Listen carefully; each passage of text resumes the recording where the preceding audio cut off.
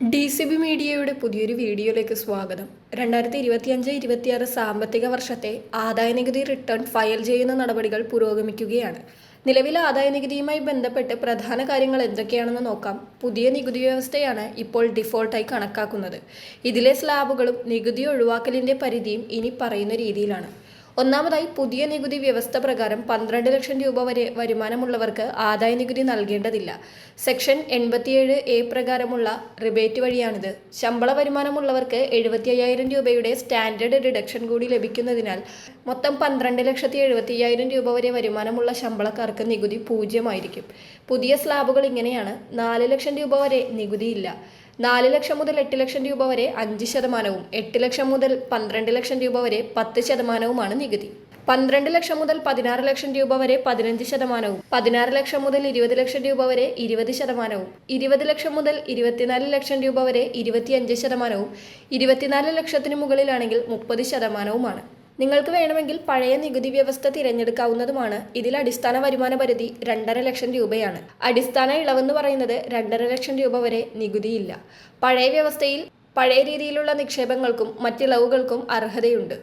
ശ്രദ്ധിക്കേണ്ടത്, നേരത്തെ പറഞ്ഞിരിക്കുന്നവ കൂടാതെ ആദായ നികുതിക്ക് പുറമെ 4% ഹെൽത്ത് ആൻഡ് എഡ്യൂക്കേഷൻ സെസ് ബാധകമാണ്. ഇപ്പോൾ അവസാന നിമിഷത്തെ തിരക്ക് ഒഴിവാക്കാനും തെറ്റുകളില്ലാതെ ഫയലിംഗ് പൂർത്തിയാക്കാനും ഫയൽ ചെയ്യുന്നവർക്കായി ആദായ നികുതി വകുപ്പ് മാർഗനിർദ്ദേശം നൽകിയിട്ടുണ്ട്. അതുപ്രകാരം ശ്രദ്ധിക്കേണ്ട കാര്യങ്ങൾ ഇതൊക്കെയാണ്. ഒന്നാമതായി, ശരിയായ നികുതി സമ്പ്രദായം തിരഞ്ഞെടുക്കുക എന്നതാണ് പ്രധാനം.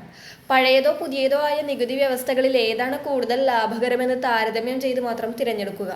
കൃത്യമായ ITR ഫോം ഉപയോഗിക്കുക. വരുമാന സ്രോതസ്, താമസം തുടങ്ങിയവയുടെ അടിസ്ഥാനത്തിൽ 7 തരം ITR ഫോമുകളാണുള്ളത്. തെറ്റായ ഫോം ഉപയോഗിക്കുന്നത് റിട്ടേൺ നിരസിക്കപ്പെടാൻ കാരണമായേക്കാം. ആനുവൽ ഇൻഫർമേഷൻ സ്റ്റേറ്റ്മെൻറ്റും ഫോം 26AS ഡൗൺലോഡ് ചെയ്ത് കയ്യിലുള്ള വിവരങ്ങളുമായി ഒത്തുനോക്കണം. ഫയലിംഗ് തുടങ്ങുന്നതിന് മുൻപ് ഫോം 16, ബാങ്ക് സ്റ്റേറ്റ്മെൻറ്റുകൾ, പലിശ സർട്ടിഫിക്കറ്റുകൾ, നിക്ഷേപ രേഖകൾ എന്നിവ കരുതണം. പാൻ, ആധാർ, ബാങ്ക് വിവരങ്ങൾ എന്നിവ ശരിയാണെന്ന് ഉറപ്പുവരുത്തണം. ആധാർ പാനുമായി ബന്ധിപ്പിച്ചിരിക്കേണ്ടതും അനിവാര്യമാണ്.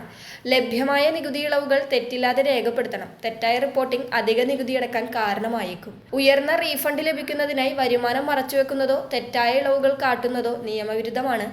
ITR സമർപ്പിച്ച ശേഷം നിശ്ചിത സമയത്തിനകം വെരിഫിക്കേഷൻ നടത്തിയില്ലെങ്കിൽ റിട്ടേൺ സാധുവാകുകയുമില്ല. സാങ്കേതിക തകരാറുകൾ ഒഴിവാക്കാൻ അവസാന നിമിഷം വരെ കാത്തിരിക്കരുത്. കൃത്യസമയത്ത് ഫയൽ ചെയ്തില്ലെങ്കിൽ ലേറ്റ് ഫയലിംഗ് ഫീസും പലിശയും നൽകേണ്ടി വരും. സുഹൃത്തുക്കളിലേക്ക് കൂടി ഇക്കാര്യം ഷെയർ ചെയ്യുക. മറ്റൊരു ഇൻഫോർമേറ്റീവ് വീഡിയോയുമായി വീണ്ടും കാണാം.